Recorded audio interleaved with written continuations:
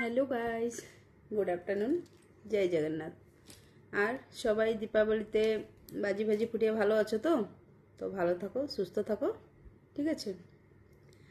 আর আমার দাদা ফোন করেছিল, বলে সরো আয়, ইলিশ মাছ হবে, রাতে খাবে।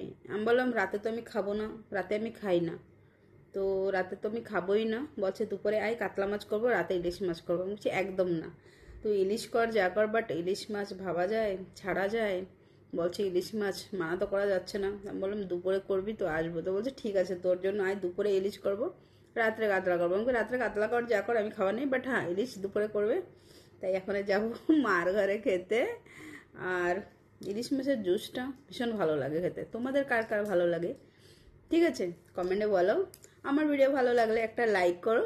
ওকে, টাটা, দেখা হচ্ছে নেক্সট ভিডিওতে। আমি যাই, খেয়ে আসি মার ঘর থেকে।